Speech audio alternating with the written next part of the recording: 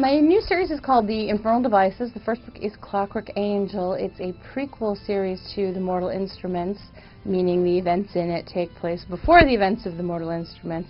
In fact, 130 years before the events of The Mortal Instruments. I had an image in my mind when I first thought about creating The Infernal Devices, and the image was that of a girl and a boy standing on a bridge in London, in definitely Victorian London, and they were dressed in, in the period costumes, and from one side of the bridge an army of clockwork monsters was advancing on them, and they hadn't noticed yet.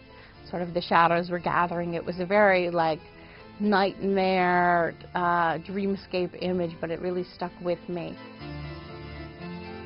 One of the fun things about writing a book series like this that's adventure and romance, the way that The Mortal Instruments was, is that the way that men and women treated each other in Victorian times was very different. Much less casual, much more formal.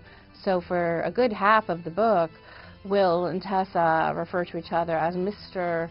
This, and Miss Gray, and Mr. Lightwood. Even Will just touching her hand or her wrist is a much bigger deal in the Victorian era than it would be now. It would be like kissing someone nowadays. So that was fun, kind of playing around with the restraint of the era. I had a lot of fun doing research for Infernal Devices. For an entire year, I read nothing but books that were either set in the Victorian period or written about the Victorian period. I tried to focus specifically on London, but I did read anything that was set kind of in the British Isles, and some things that were set in New York, because that is where Tessa is from.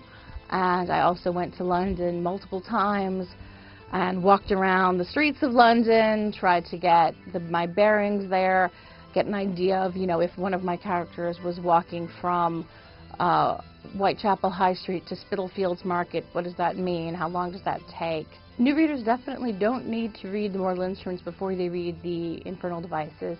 I think of them as companion series. They enhance but don't spoil one another. If you've read The Mortal Instruments already, as you read through, you'll recognize some of the more immortal or long-lived characters who do make an appearance in The Infernal Devices for the first time.